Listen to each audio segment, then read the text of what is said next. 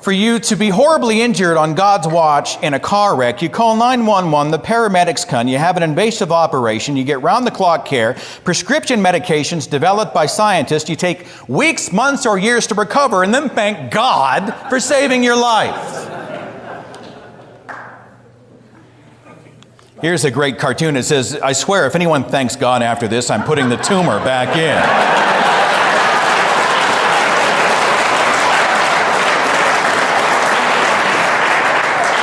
Is there anybody here who works in the medical or healthcare profession? Everybody else, would you applaud these fine people? Thank you. Thank you.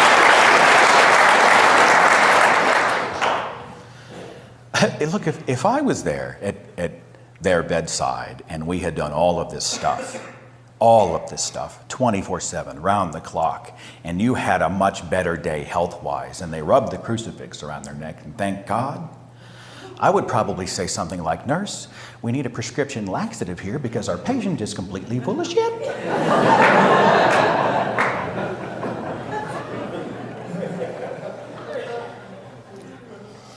I think it doesn't make any sense that I can't even say the word because I'm not omnipotent.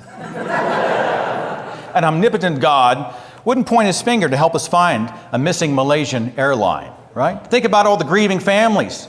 Think of the terror and the tremendous heartache they're feeling. Why wouldn't a benevolent God point it out and say what happened or even prevent it?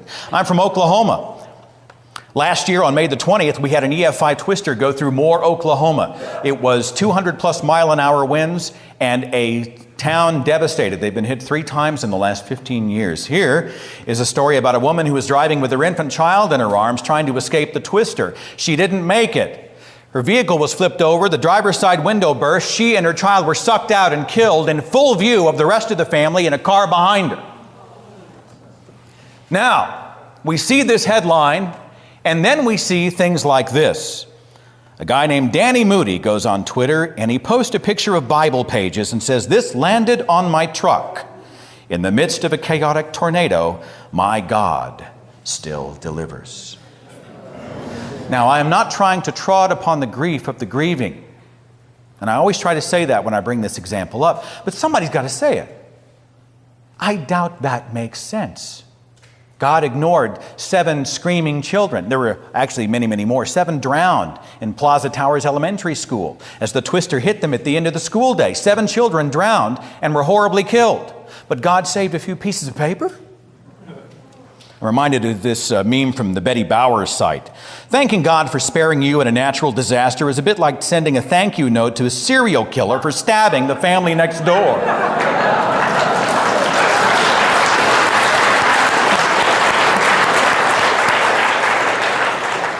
Think of it. People next to you are killed and you thank God you survived. Thank you, God, for caring enough to save me. What are you communicating to those who did not make it?